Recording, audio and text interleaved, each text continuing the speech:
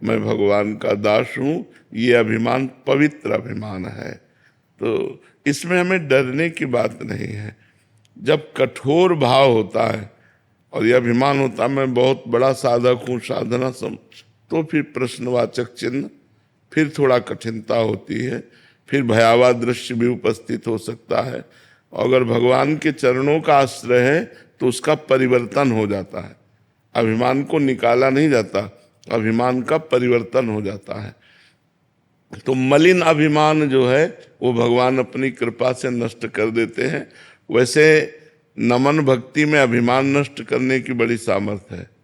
सबको नमस्कार करें, सब में भगवान है। अगर हम ऐसा भाव करके मन से नमस्कार करें तो बहुत जल्दी अभिमान नष्ट हो जाएगा। जो मलिन अभिमान है, जो निर्मल अभिमान है, वो प्रकाशित हो जाएगा। मधुसूदन अग्रवाल जी। राधे राधे महाराज जी। महाराज जी, शरणागति और आत्मसमर्पण में क्या अंतर है और क्या? एक ही नाम, शरणागति, प्रणति, प्रपत्ति, अवलंबन, आश्रय, समर्पण, ये सब पर्यायवाची शब्द हैं। बात एक ही है। भगवान के चरणों की प्रपत्ति होना, भगवान की शरणागति होना, भगवान को आत्मसमर्पण करना, ये सब एक ही बात है। क्योंकि शरणागति में भी तन वांग मनोभीर अमले सोहम तो आश्रिता, और समर्पण में भी यही बात है, प्रपत्ति में यही बात है, प्रणति में भी यही बात है, आश्रय में भी यही बात है, अवलंबन में भी यही बात है। तो ये शास्त्रीय शब्द हैं। अवलंबन, आश्रय, प्रणति, शरणागति, बकाया सबका लगभग एक ही बात है कि मन, तन, वाणी और स्वयं से भगवान के चरणों का समर्पण, भगवान के चरणों का आश्रय, भगवान के चरणों का अवलंबन, भगवान के चरणों की प्रपत्ति, भगवान के चरणों की प्रणति, ये सब शास्त्रीय शब्द हैं। बकाया अर्थ भाव एक ही सबका है कि तन से, मन से, वाणी से और स्वयं से भगवान को समर्पित हो जाना। राज जी। श्री हरिवंश। श्री हरिवंश महाराज जी। महाराज जी, चित्त का निर्माण तो कई जन्मों से होता आ रहा है। हम अपने वास्तविक स्वरूप यानी भगवताकार वृत्तियों को निर्मित कैसे करें? देखो, चित्त का निर्माण वासना से होता आ रहा है, उपासना से नहीं, वासना से। और वासना में कुछ सद्वासनाएं रही और अधिक असद वासनाएं रही। सत्य की तरफ मन सहज में नहीं लगता, असत्य की तरफ सहज लगता है, क्योंकि प्रकृति का बनाया है ना। प्रकृति का ही तो सब मन और इंद्रियां हैं, प्रकृति के पक्ष की है। ये थोड़ा सूक्ष्म है, जो शब्द, स्पर्श, रूप, रस, गंध, आकाश, वायु, जल, अग्नि, पृथ्वी, ये जो पंच है ये स्थूल प्रकृति है। और जो मन, बुद्धि, अहंकार, ये अष्टधा प्रकृति है, पांति नाट, ये सूक्ष्म प्रकृति है। तो है तो प्रकृति ही ना। भगवान की माया के द्वारा रचित जितनी सृष्टि है ये सब प्रकृति के अंतर्गत आती है। तो प्रकृति का प्रकृति की तरफ आकर्षण सहज है, लेकिन परमात्मा की तरफ आकर्षण कठिन है। तो हमारे जो चित्त का निर्माण हुआ अभी तक वासना से हुआ है, उपासना से नहीं हुआ। उसमें वासनाएं बढ़ती गई, कुछ शुभ वासनाएं और कुछ अशुभ वासनाएं। और जब तक शुभ और अशुभ वासनाएं हैं तब तक हमारा जन्म मरण निश्चित है। अष्टधा प्रकृति, तो ये मन प्रकृति की तरफ ही आकर्षित होता है। तो प्रकृति में कुछ सत्य नहीं है, सब कुछ असत है। जो सत्य है वो प्रकृति से परे है। जो कुछ आप देख रहे हो, गो गोचर जहां लगु मन जाई, सो सब माया जानो भाई। उमा कहूं मैं अनुभव अपना, सत हरि भजन जगत सब सपना। जैसे स्वप्न झूठा ऐसे जगत झूठा। तो असद और असद वासनाएं एकत्रित होती गई, जिन्हें शुभ और अशुभ कहते हैं। वही कर्म बनते हैं, पाप और पुण्य, और उन्हीं के द्वारा हमारे शरीरों की रचना होती रहती है और हमारा जन्म मरण होता रहता है। अब हमें कृपा से भगवान की मनुष्य शरीर मिला है। अब हमको अपने चित्त में छुपी हुई सद और असद वासनाएं दोनों को देखना है। कब दिखाई देंगी? जब नाम जप करोगे, जब भजन में बैठोगे, तब वो निकलेंगे ऐसे सद और असद वासनाएं। तो जो ग्रहणीय है उसे तो रख लिया, और जो त्याज्य है उससे उदासीन हो गए। इस तरह जब हम बहुत काल तक भजन करेंगे, शास्त्र स्वाध्याय करेंगे, सत्संग करेंगे, तो हमारी असद वासनाएं नष्ट हो जाएंगी और रह जाएगी सदवासना। और सदवासना भगवान में समर्पित होकर निर्वासनिक अपने स्वरूप को प्राप्त हो जाएगा। समझ पाए? दादा जी, वो जैसे आपने बताया शुभ और अशुभ, जैसे क्लिष्ट और अक्लिष्ट वृत्तियां होती है जिसमें मतलब गलत और मतलब सत्य, तो अशुभ अशुभ में ही आ गया, तो वो भी बाधक होती है ना भगवत प्राप्त। हाँ, तो और क्या, उनका कोई महत्व थोड़ी। तभी तो कह रहे हैं असद वासनाएं सदवासना के द्वारा नष्ट हो गई, और भगवत उपासना से सदवासना का भगवान में लय हो गया। तो शुभ अशुभ विध्वंस तब जयति जयति जगुत्सरे, वो भगवत प्राप्त हो गया, वो आत्म स्वरूप को प्राप्त हो गया। समझ गया? रणविजय सिंह जी गोरखपुर से। राधे राधे। राधे राधे महाराज जी।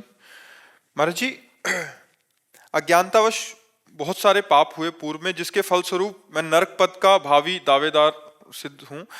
श्री जी की कृपा से मनुष्य जन्म मिला। मनुष्य जीवन की सार्थकता क्या है आपसे ज्ञात हुआ। महाराज जी, नाम जप करने का अभी पूर्णतः प्रयास कर रहा हूँ, लेकिन डर लगा रहता है कि फिर से गलती ना हो जाए, इस वजह से कुसंग का पूर्णतः त्याग कर दिया है। अब आप एक लोकते मित्र हैं जो जीवन का मार्गदर्शन कर रहे हैं। महाराज जी, ऐसा क्या उपाय करूं जिससे आपकी चाह में मेरी चाह हो जाए और आपके विपरीत कोई भी कार्य ना हो। राधा राधा राधा राधा राधा, इसी का चिंतन करो, इसी का जप करो, इसी का अंदर से श्रवण करो, इसी का कीर्तन करो, इसी को जीवन बना लो, फिर आप देख लोगे। खुद आप देख लेना, माया से कौन भयभीत नहीं है। भय तो जब तक शरीर है तब तक सबको भय है कि कहीं कोई चूक ना हो जाए। जैसे दौड़ने वाला है और फिसलने की काई है, तो वहाँ भय नहीं हो जाएगा कि कहीं भी पैर फिसल सकता है। तो दौड़ना साधना है और फिसलना माया है। तो वो माया फैली हुई है सर्वत्र। गो गोचर जहाँ लग मन जाई, सो सब माया जानो भाई। तो फिसलने में सेकंड लगता है, संभलने में वर्षों जन्म जन्म लगते, फिसलने में सेकंड मिनट में फिसल गया, चला गया। तो इसलिए नाम जप करो और डरते रहो। यही डर ही डरपि हरिवंश हित, जिनो भ्रमय गुण सलिल पर, जी नामन मंगल लोक त्यों, सुहरिपद भज न विलंब कर। जो डरता रहता है वो बच जाता है। भगवान का डर, समाज का डर, कानून का डर, धर्म का डर, ये हमको पवित्र करता है। और जो निर्भय हो गया इसमें, वो पापाचरण करता है। अभय होए जो तुम्हें डराई, जो भगवान के डर से डर कि कहीं कोई हमसे गलती ना हो जाए, कहीं कोई पाप ना हो जाए, वो अभय हो जाता है। भगवान की शरण में रहो अंदर से और खूब नाम जप करते रहो, यही सर्व मंगल कर देगा, यही सर्व मंगल कर देगा। डरने की कोई बात नहीं। जो हमसे गलतियां हुई हैं वो भगवान के नाम जप से नष्ट हो जाएंगी। नाम संकीर्तनम यस्य सर्व पाप प्रणाशनम, प्रणामो दुख शमनम तम नमामि हरिम परम। जो नाम संकीर्तन करता है, भगवान को साष्टांग दंडवत प्रणाम करता है, उसके पाप नष्ट हो जाते हैं, उसका दुख नष्ट हो जाता है और सदा सदा के लिए भगवान के आनंद को प्राप्त हो जाता है। इसलिए चलते रहो, नाम जप करते रहो और चलते रहो। संजीव कुमार जी मथुरा से। राधे राधे। राधे राधे महाराज जी। महाराज जी, आपने इस अधम पापी को सब कुछ दे दिया। गुरुदेव ऐसे ही अपनी कृपा बनाए रखें। गुरुदेव, भगवान राधा अष्टमी, कृष्ण जन्माष्टमी, एकादशी, गुरुवार आदि विशेष दिनों में कुछ अलग ही भजन में आनंद मिलता है। महाराज जी, सभी दिनों में क्यों नहीं मिलता? अभी एक रस स्थिति नहीं आई है, महत्व बुद्धि है, इसलिए ऐसा नहीं। रोज है हमारे पास, रोज नया उत्साह, प्रतिपल नया उत्साह। इसमें कोई ऐसा थोड़ी है कि हमें तो पता भी नहीं कि कौन दिन है, कौन सी तारीख है, कौन सी तिथि है, हमें नहीं पता रहता। न कोई कैलेंडर है, न कोई मोबाइल है, न कोई टीवी है, न कोई किसी से कोई मतलब है। तो अपने लिए तो रोज उत्साह है, प्रतिपल उत्साह है। तो ऐसा नहीं कि दिन उत्साह पैदा करता है, हमारी मान्यता उत्साह पैदा करती है। आज द्वादशी है, आज एकादशी है, आज अमुक तिथि है, आज हमें भजन, हमारे दिमाग में आ गया ना, आज पवित्र तिथि है तो भजन में रुचि बढ़ने लगी, आज के दिन भजन ज्यादा लाभ देता है, इसलिए ऐसा बात। भजन तो एक रस होता है, तो चाहे कुदिन हो चाहे सुदिन हो, चाहे अच्छा हो चाहे बुरा हो, वो हर स्थिति में एक रस रहता है। अभी प्रारंभिक स्थिति, आगे बढ़ो, एक रस स्थिति आए। शिवम जी ग्वालियर से। महाराज जी, हमने आप और सब गुरुजनों के श्रीमुख से सुना है कि संत जन दूसरे जनों पर करुणा करने के लिए उनके कष्ट अपने ऊपर ले लेते हैं। इस अधम जीव में कोई सामर्थ्य तो नहीं है, पर उसी प्रकार अपने गुरुदेव के बल से किसी का कष्ट अपने ऊपर ले सकता हूं। अब इतनी सामर्थ्य होता है, संकल्प सिद्ध होना चाहिए। इसमें संकल्प सिद्धि काम करती है। इतना बड़ा तप हो कि अंदर से संकल्प किया और वो जान भी नहीं पाया और उसके प्रारब्ध को स्वयं भोग लिया, ये बड़े बड़े सिद्धों में होता है, साधकों में तो होता नहीं है, ये सिद्ध पुरुषों में होता है। तो ये तुम्हारी सामर्थ्य तो नहीं है ऐसी, ये सिद्ध पुरुषों में होता है। जो भगवत प्राप्त महापुरुष होते हैं, जो अपने जनों में देखते हैं कि बुरा प्रारब्ध आया और ये इसको ले डालेगा, ये इसकी साधना को विघ्न पहुंचा देगा, तो संकल्प किया और अपने ऊपर ले लिया और उसको जानने भी नहीं दिया और बड़ा कष्ट भोगा और भोग कर निपटा दिया। क्योंकि उनका तो अभ्यास है भगवत चिंतन का, तो कोई भी प्रारब्ध उनके भगवत चिंतन को रोक नहीं सकता। और जो साधक है वो भगवत चिंतन में डगमगा जाएगा। इसलिए ऐसा कभी कभी सिद्ध पुरुष जन करते हैं, जो शरणागत समर्पित होते हैं, उनके दुख को स्वयं लेकर भोग लेते हैं और उनके प्रारब्ध का नाश कर देते हैं। प्रियंका कौर जी। राधे राधे महाराज जी। महाराज जी, जननी जने तो भक्त जने, कह दाता कह सूर, नहीं तो जननी बांझ रहे, काहे गवावे नूर। महाराज जी, आप कह रहे हैं कि गर्भ धारण करने से पहले एक स्त्री को अपनी जीवन शैली धर्म के अनुसार कर लेनी चाहिए ताकि उसकी कोख पवित्र हो सके। और गर्भ के काफी इन्होंने वो लिखा है कि फिर कह रहे हैं कि मैं और मेरे पति विदेश में रहते हैं, दोनों ही जॉब पर जाते हैं, दिन में लगभग 8 से 9 घंटे मेरे विदेशियों से साथ काम करने के लिए मतलब संग होता है। महाराज जी, तो ऐसे में विचार आता है कि ऐसी जीवन शैली कैसे लाएं। और क्योंकि मैं काम करने से हमें क्या फर्क पड़ता है, किसका काम करने से फर्क क्या पड़ता है? हम कार्य कर रहे हैं, असंग होकर काम कर रहे हैं, हमें उनके गुण दोषों से मतलब नहीं। हमें अपने भारतीय धर्म का आचरण करना चाहिए, हमें विदेशी जो आचरण है उनको अपनाना नहीं चाहिए। काम करने से आप लोग सब आए हैं अलग अलग प्रदेश से, अलग अलग गांव से, अलग अलग खोपड़ी, अलग अलग स्वभाव, लेकिन हम सबसे प्यार से व्यवहार कर रहे हैं। इसके बाद हमें किसी का चिंतन नहीं, किसी से मतलब नहीं। तो अगर हम मतलब रखते हैं तो फिर उसके गुण दोष आएंगे, मतलब नहीं रखते तो सैकड़ों लोग एक कंपनी में काम करते हैं, एक व्यापारी के यहाँ नौकरी करते हैं। तो हम नौकरी कर रहे हैं अर्थ कमाने के लिए, हंसते हैं, बातचीत करते हैं, व्यवहार करते हैं, लेकिन हंसते हुए, बातचीत करते हुए, व्यवहार करते हुए हम अपने धर्म में रहें, अपने धर्म को न त्यागें। देखो, बहुत खुला हुआ दिमाग रखना चाहिए। ये मनुष्य जीवन जीने के लिए बहुत समझदार होना चाहिए। हम आपसे हाथ मिलाएंगे, आपसे बात करेंगे, आपके साथ रहेंगे, जो काम है, इसके बाद आपका कोई मतलब नहीं। हम अपने घर गए, हम अपने भारतीय धर्म से चल रहे, तो क्या फर्क पड़ता है? अगर आप तो वहां विदेश में हैं, अगर आप विदेश में नहीं भी हैं और आप गलत आचरणों को नहीं संभाल पा रहे, तो मोबाइल काफी है, नहीं काफी है। क्योंकि मोबाइल के संग मात्र से आदमी गलत हो जाएगा। जो देखना चाहो, जो समझना चाहो, वो सब उसमें है। तो मुझे लगता है अगर मुझे सुधरना है तो इंग्लैंड में भी सुधर सकते हो, अमेरिका में भी सुधर कर भक्ति कर सकते हो। और अगर नहीं सुधरना तो गंगा यमुना के पावन क्षेत्र उत्तर प्रदेश में भी रह करके आप मनमानी आचरण कर सकते हो। तो हमको सुधरना है, ना कि जगह सुधारेगी न व्यक्ति, हमें सुधरना है। अगर सुधरना है तो हम रोज सत्संग सुने, मोबाइल से सत्संग सुने, उसके अनुसार आचरण धारण करें। और जहाँ नौकरी करने जाते वहाँ ऐसा प्रतीत ना हो कि हम उनसे कुछ अलग है, बिल्कुल एक जैसा प्रतीत होना चाहिए। बुद्धिमानी यही है। हाँ, आपको वो पसंद है, मुझे पसंद नहीं है, आप वो खाइए पिए, मैं ये खा पी रहा हूँ, दोनों साथ मिल करके काम करते हैं, कोई परेशानी नहीं।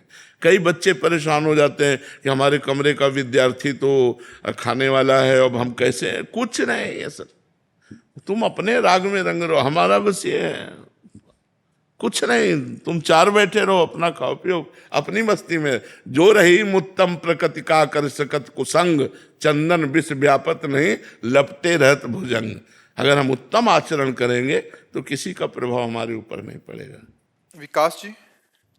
राधे राधे। राधे राधे महाराज जी। महाराज जी, मैं सभी धर्मों का आदर और सम्मान करता हूँ, परंतु गुरुदेव जब कोई इष्ट या गुरु पे टिप्पणी करता है तो मेरा मन बहुत विचलित हो जाता है। ऐसी स्थिति में मार्गदर्शन करें कि मैं क्या करूं महाराज जी। वैसे हमको लगता है हमको किसी से मतलब ही नहीं रखना, तो टीका टिप्पणी, कोई पागल रोड में खड़ा हमको गाली दे रहा, हमसे क्या मतलब है? हमको मतलब नहीं रखना। गुरुजी, जैसे कई बार मैं देखता हूँ, मतलब हर जगह पे देखता हूँ, तो बड़ा मन व्यथित होता है कि हम तो क्यों देखे, भगवान का विहार हो रहा है, कहीं गड़ासा चल रहा है, कहीं यज्ञ हो रही, कहीं ब्याह की बारात उठ रही, तो कहीं मरण की बारात उठ रही है। भगवान की सृष्टि का खेल हो रहा है, हम दुखी क्यों हो? तुम्हारी मति है तुम निंदा कर रहे हो, तुम्हारी मति तुम स्तुति कर रहे हो, हमारी मति हम आराधना कर रहे हैं, क्या फर्क पड़ता है? थोड़ा माइंड का विकास करो।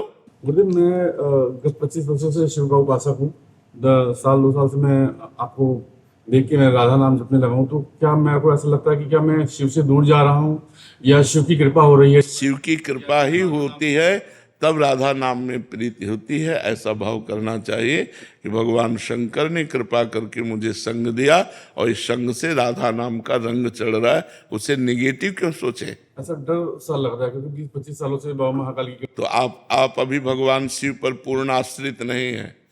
अगर पूर्ण आश्रित हो तो हुक्म पर हम प्राण त्याग दें। तो हमारे शिव का अगर इशारा है कि राधा नाम जप करो, तो मैं राधा नाम जप करूंगा और अंदर से समझूंगा ये महाकाल की आज्ञा है, तो हमें परेशानी क्या है? हम आश्रित अपने इष्ट के रहते। जैसे आप तो मान लो गृहस्थी में हो, हम तो बाबा जी थे कट्टर शिव उपासक, काशी से ही आए हम तो, और पूरे राधा किशोरी जी के चरणों में आश्रित हम तो काशी से आए हैं। राधे राधे महाराज जी। महाराज जी, आप कहते हैं कि अपने अवगुण प्रकाशित करने से उसका प्रभाव कम हो जाता है। इस अधम नीच ने जाने अनजाने में भीड़ भाड़ में कई बार माता बहनों का स्पर्श किया है, ये ग्लानि बार बार मन में आती है महाराज जी। हाँ, बस उसकी बात यही है कि हम अपने को एक बार जब अनुभव कर लिए कि गलत है, तो हृदय से दुखी होना चाहिए, हृदय जलना चाहिए कि यार मैं बहुत गलत हूं, और दोबारा वो गलती नहीं करनी चाहिए। गलती आपसे क्या सबसे हो सकती है।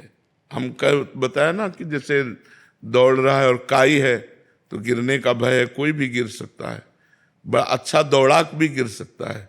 मान लो आप तो अभी कदम बढ़ा रहे हो परमार्थ में, जो दौड़ रहे हैं वो भी गिर सकते हैं। शिव बिरंच का मोह है को है बपुरान।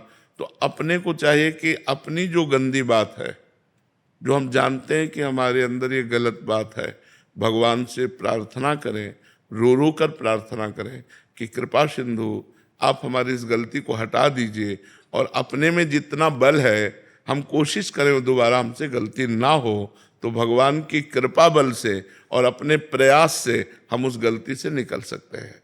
तो अब दोबारा गलती नहीं होनी चाहिए, ऐसा अपने हृदय में दृढ़ निश्चय करो और भगवान का नाम जप करो, धीरे धीरे वो नष्ट हो जाएंगे। ये मन है बहुत चंचल है, ये बहुत बदमाश है, ये सदैव भगवान से विमुख ही आचरण करवाता रहता है, बड़े गंदे गंदे आचरण करवा देता है, बड़े बड़ों से करवा देता है। इसलिए इस पर नजर रखो, नजर वही रख सकता है जो नाम जप करता है। नाम जप करोगे तो मन पर नजर रखोगे, उसकी गंदी बात पर शासन करो, गंदी बात पर उसका सहयोग ना करो। अगर सहयोग करोगे तो नष्ट कर देगा, बहुत खतरनाक है। पूरे जन्म मरण का हेतु ये मन ही है। मन भगवान में लग गया तो मोक्ष का कारण, विषयों में लग गया तो बंधन का कारण। इसलिए दृढ़ निश्चय करो कि हम आगे से ऐसा गलत कार्य नहीं करेंगे, और नाम जप करो तो किया हुआ गलत कार्य का प्रभाव नष्ट हो जाएगा। सजल सरकार जी, नवदीप से। राधे राधे महाराज जी। महाराज जी, तृणादपि सुनिचेन तरोरपि सहिष्णुना अमानिनान मानदेन कीर्तना सदा हरि। महाराज जी, इस अर्थ समझना चाह रहे हैं आप? हाँ, तृणादपि सुनीचेन, सुनीचेन, तृणादपि, तृण से भी अपने को नीच समझना चाहिए। भक्ति मार्ग में मनुष्यों से तो बात जाने दो, तृण से भी अपने को नीच समझना चाहिए। तृण में भी है कि पैर रख दो तो दब जाएगा और हटा दो तो उठ जाएगा। हमको उससे भी नीचा बनना है कि अगर हमें दबा दे तो हम दबे ही रहे। अपने को सबसे छोटा, सृष्टि में बीच वाला फंसता है, या तो सबसे बड़ा बनो। तो सबसे बड़े कौन है? ब्रह्म। या तो अहम ब्रह्मास्मि ज्ञान मार्ग में आओ, सबसे बड़े, सब इतने बड़े बनो कि पूरी सृष्टि को अपने में समेट लो, पूरी सृष्टि को अपने मैं में स्थित कर लो। मैं ही पूरी सृष्टि बना हुआ हूं। तो ये ज्ञान मार्ग का हो गया। और ये इतने छोटे बनो कि सबसे छोटे बन जाओ, तो भी माया से मुक्त हो सकते हो।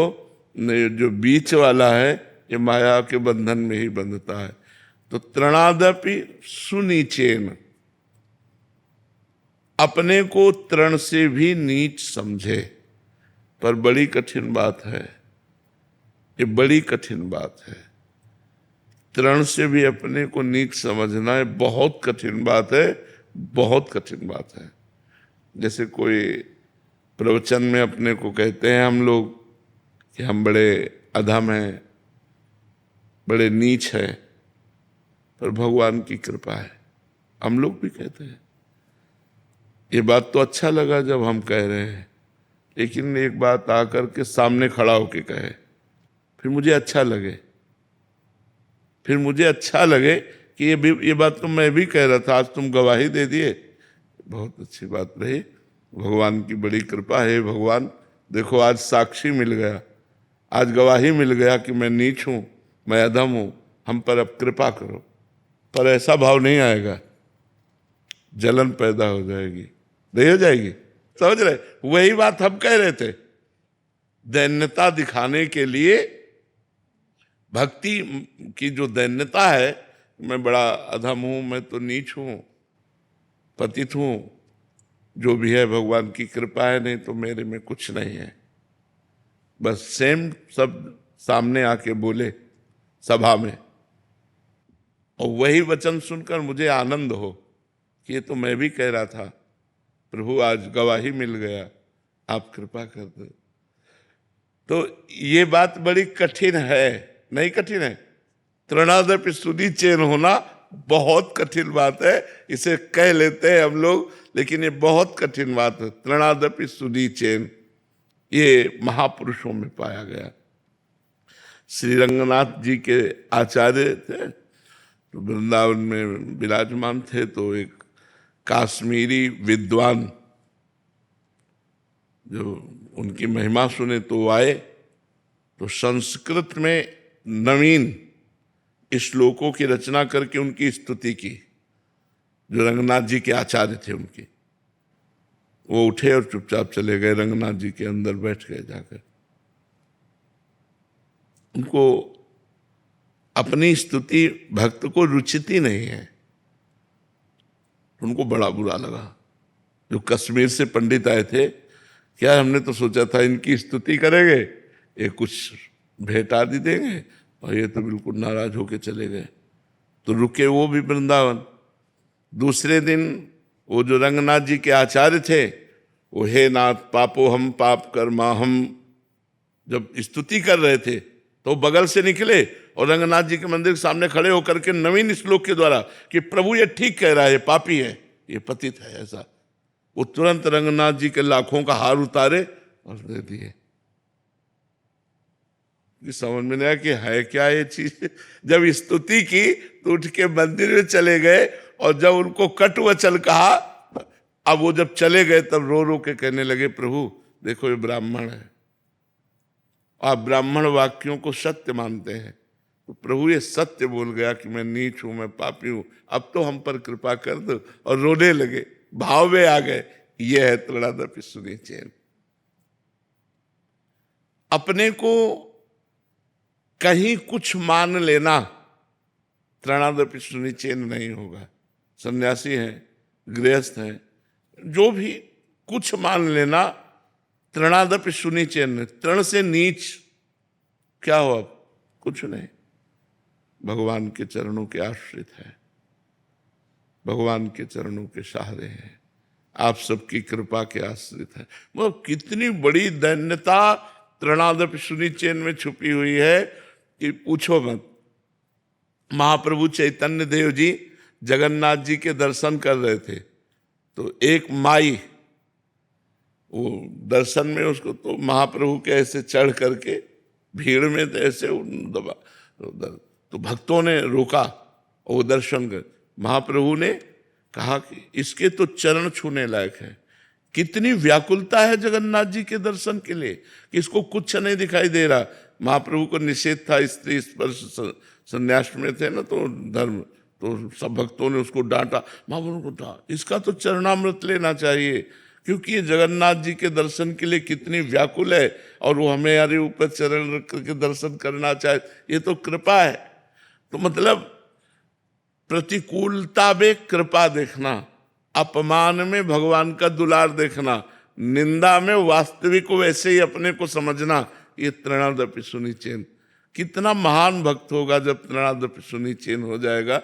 ये बात कहने की सहज में है, लेकिन जीवन में उतारने की सहज में नहीं भाई, बहुत कठिन है त्रणादपि सुनिचेन। अब दूसरी बात आई, तरोर्यु सहिष्णुना, वृक्ष के समान सहनशील हो।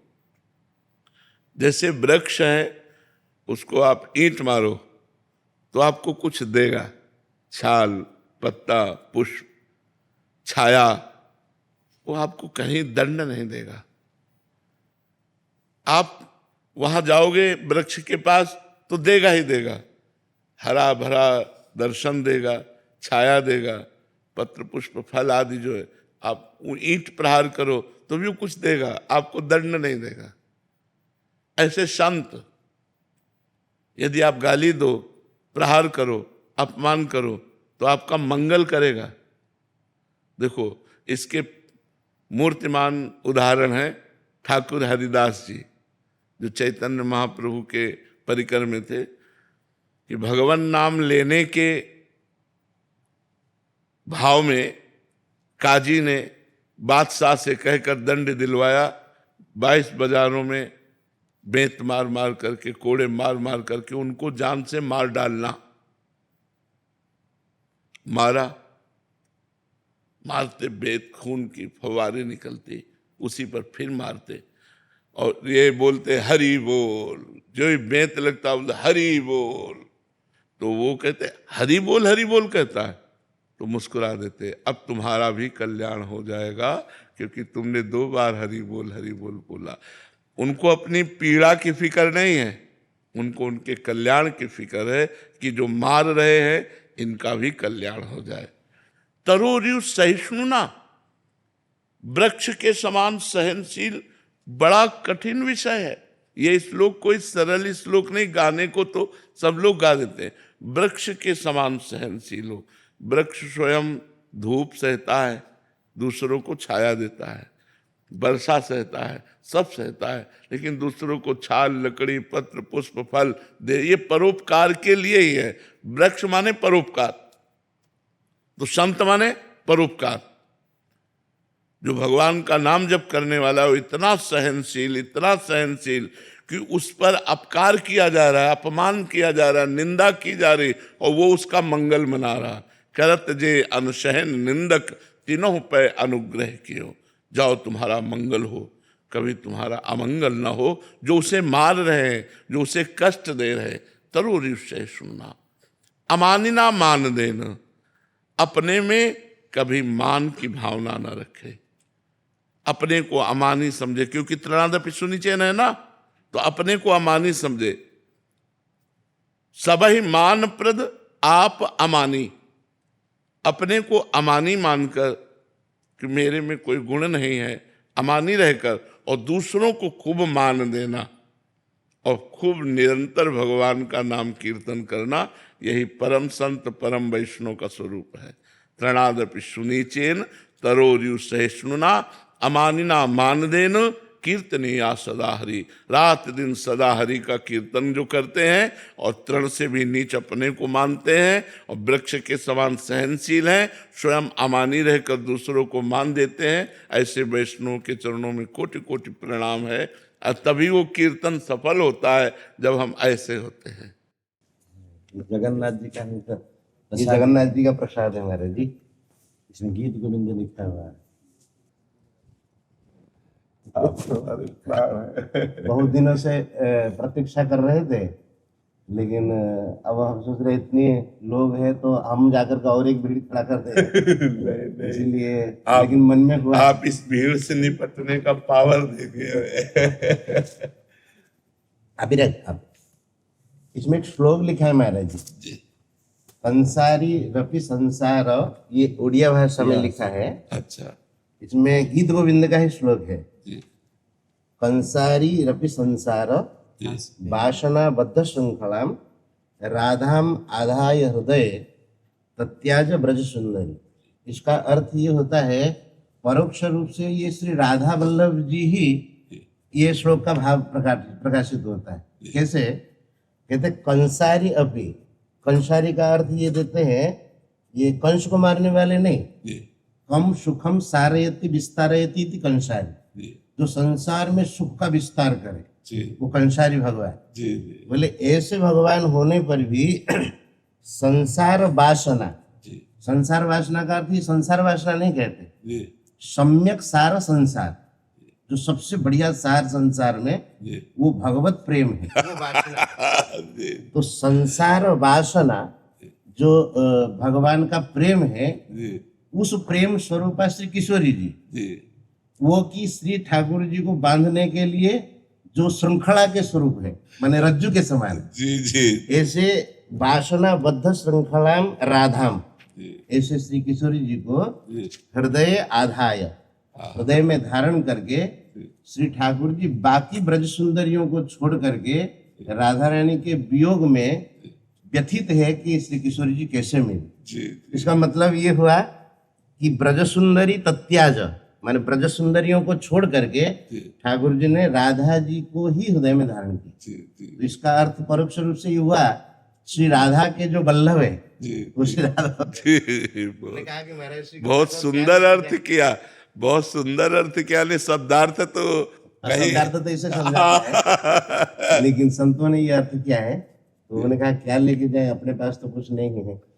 एक मन में कल रात को महाराज जी भाव आया, ऐसे तो स्मरण लगभग होता ही रहता है, और चित्तानंद जी महाराज हमारे बड़े महाराज जी श्री वासुदेव दास प्रसन्न जी महाराज, आप स्मरण आ रहा है, पानी घाट आश्रम में अपने विराजमान रहते थे, उस समय भागवत बैठ के आप पधारते थे तो पढ़ते थे, तो स्मरण आया है कि संसार का हित जिनके द्वारा होता है तो उनके लिए तो सब अपने अपने अगर आयु दान कर दें तो वो कम ही है। एक बार स्मरण हमें आता है कि ऋषिकेश में एक भक्त थे, उन्होंने ऐसा अनुभव किया कि पूज्य श्री सेठ जी, गीता प्रेस के जो संस्थापक है, पूज्य श्री सेठ जी, श्री जयदयाल गोविंदका जी, स्वामी जी महाराज जी को अपने आयु के कुछ अंश वो दिए। महाराज श्री का ऐसा उनको अनुभव हुआ कि 5 वर्ष की आयु महाराज श्री को उन्होंने प्रदान की। समर्थ महापुरुष थे जी, समर्थ महापुरुष। तो हमारे मन में बार बार रह रह करके ये भाव आता है कि आप श्री के द्वारा संसार का जो लाभ हो रहा है, हम यत्र तत्र जाते हैं, जैसे उत्कल में जाते हैं, तो हम सोचते हैं कि वो भाषा नहीं, उड़ीसा वो सोचते हो कि हम भाषा नहीं समझते महाराज जी को, लेकिन आपको सुनते हैं। तो हमें लगता है कि सबकी आयु थोड़ी थोड़ी अगर दे करके आपकी आयु बढ़ जाए तो कितना अच्छा होता है, कि क्योंकि संसार में जो वैष्णवता का भाव प्रचार हो रहा है, ये युगों में महापुरुष आते महाराज, तो इसलिए बार बार हमारे मन में कोई अगर ऐसी व्यवस्था हो ऐसी व्यवस्था से ही चल रहे। नहीं, टंडन साहब ने आपके सामने कहा था 2.5 वर्ष या 5 वर्ष,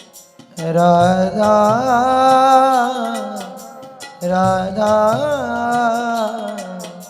राधा राधा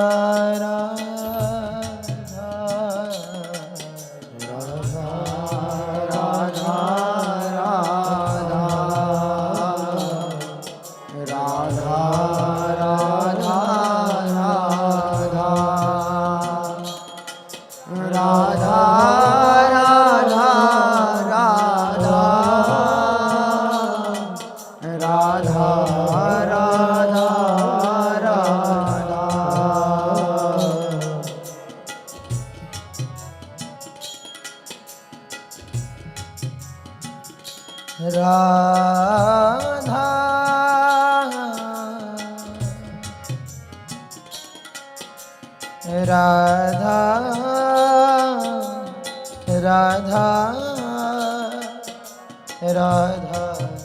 राधा राधा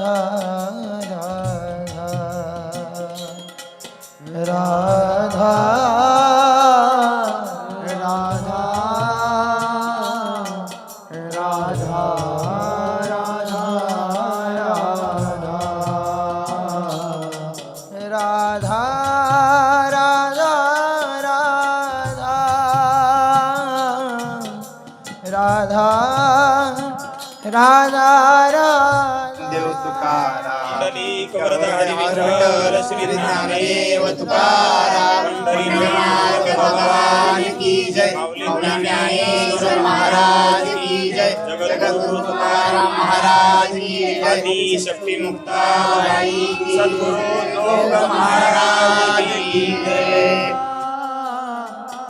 राधा राधा राधा राधा राधा राधा राधा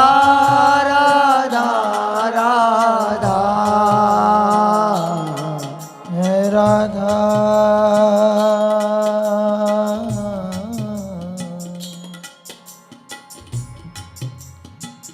राधा राधा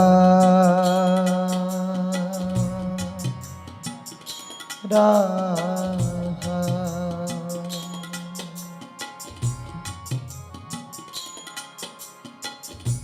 इतना तो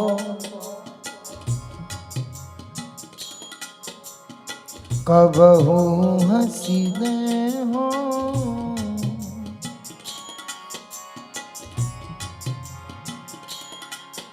इतना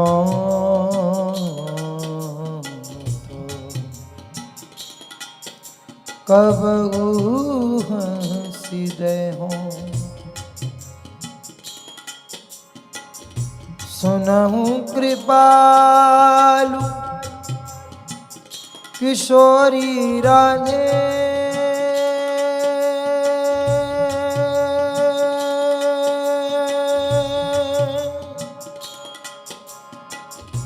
सुनहु कृपालु किशोरी राधे राधे राधे राधे राधे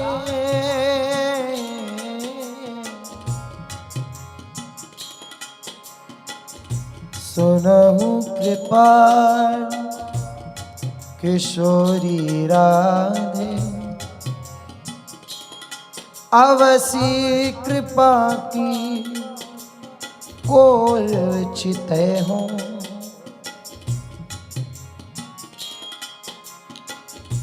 इतना तो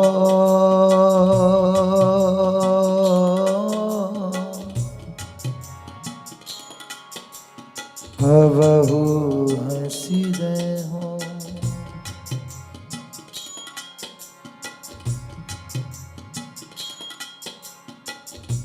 तुम मोही मिलो मिलो ना कृपा निधि मोको ढूंढत तो भटके हो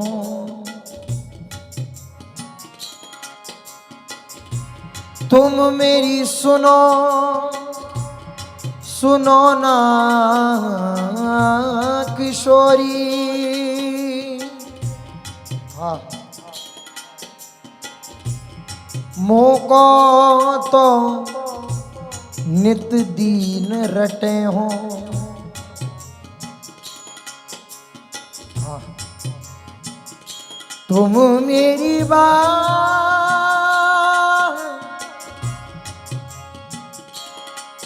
मेरी बात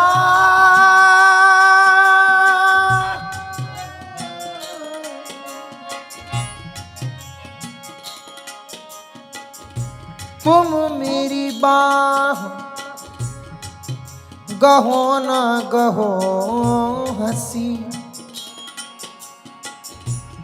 भुज पसार मुसो विनय करे हो।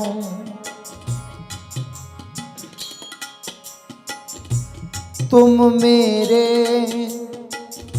दृग पहुँचो मत पहुँचो। पैमो सो नित दृग नीर ढरे हो। हाँ नीच कहा मुख मांगो। इतनी तो तऊ आस पुजे हो। भोरी नेम बढ़े तुम ही सो।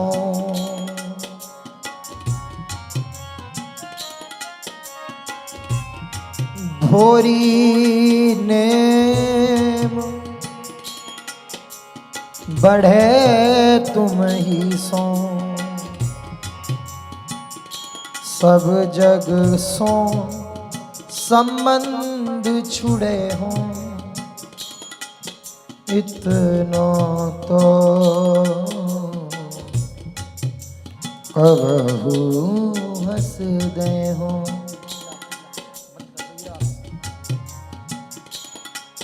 राधा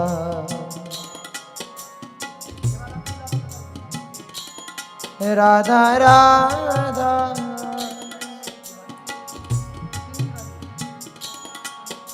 राधा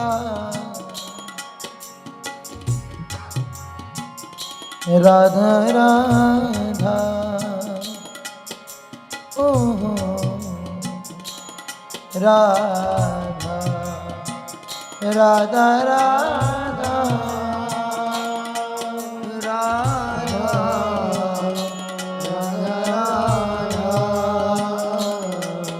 राधा राधा राधा श्री राधा राधा राधा राधा श्री राधा राधा राधा राधा श्री राधा राधा राधा राधा श्री राधा राधा राधा राधा श्री राधा राधा राधा राधा श्री राधा राधा राधा राधा श्री राधा राधा राधा राधा श्री राधा राधा राधा राधा श्री राधा राधा राधा राधा श्री राधा राधा राधा राधा श्री राधा राधा राधा श्री राधा राधा राधा राधा श्री राधा राधा राधा राधा श्री राधा राधा राधा राधा श्री राधा राधा राधा राधा श्री राधा राधा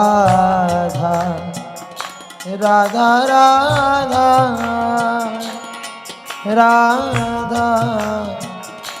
राधा राधा राधा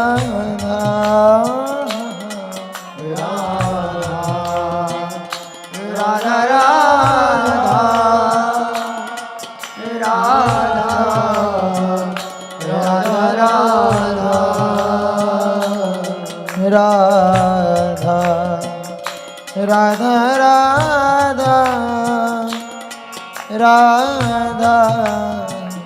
राधा राधा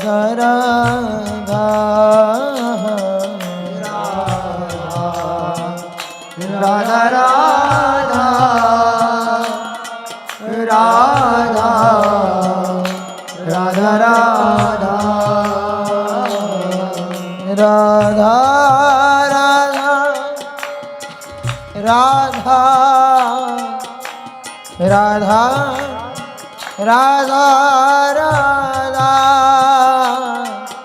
राधा राधा राधा राधा राधा राधा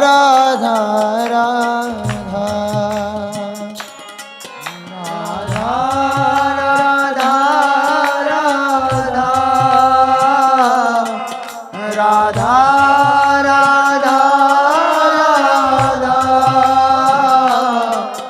राधा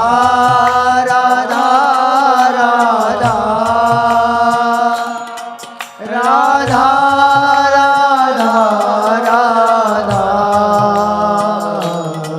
लाडली राधा स्वामिनी राधा लाडली राधा स्वामिनी राधा